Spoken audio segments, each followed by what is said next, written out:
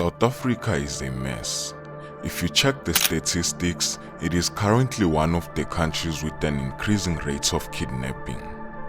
We've seen victims of express kidnapping, which is when they kidnap you until they've cleaned out your bank account. But the one keeping the SAPS busy right now is the ransom kidnapping. A month ago, I made a video on Mozambican kidnapping cartels dominating in both South Africa and Mozambique. And one of the kingpins we talked about was Ismail Nengi, who was arrested not long ago. But it doesn't end there. These countries are filled with a lot more dangerous kidnapping kingpins, one of them being Antonio Francisco Macamamo, best known as Dollar Man. Antonio lived up to his name in many ways that terrified families across South Africa and Mozambique. In this episode, we'll dive into who really was Dollar Man and how he met his end after terrifying so many victims.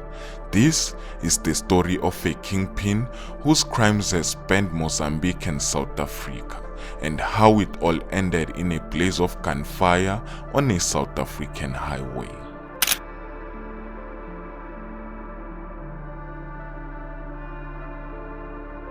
Antonio is a Mozambican official who spent most of his time in South Africa. He was feared across two nations and had police officials, politicians, border patrols, and other people in high places on his payroll.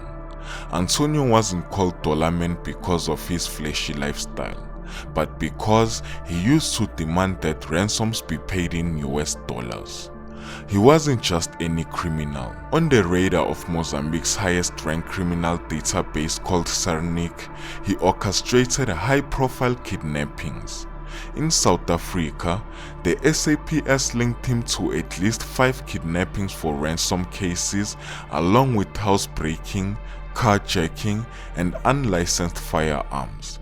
His signature moves was demanding ransom strictly in US dollars, hence the alias.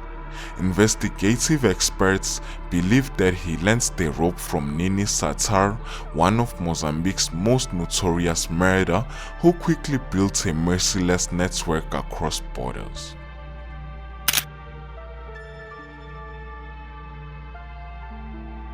Targets were chosen with precision. Wealthy businessmen in Gauteng followed and studied before being kidnapped on a seemingly ordinary day. On April 2018, a case of a woman named Jane Armando shocked the world. Jane worked for a family business that specializes in engineering services. She was an outgoing person and flashed her lifestyle on social media platforms.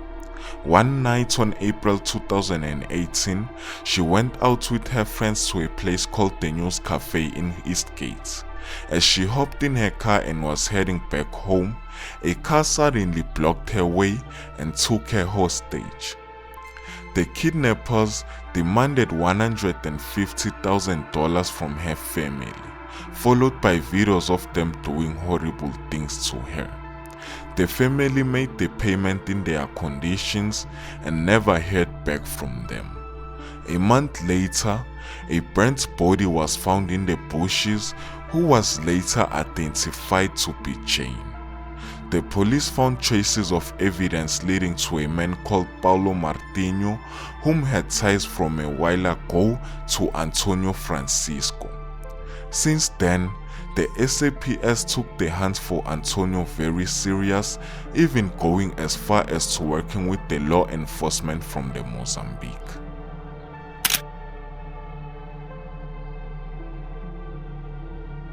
Another case from Benoni showed this chilling pattern.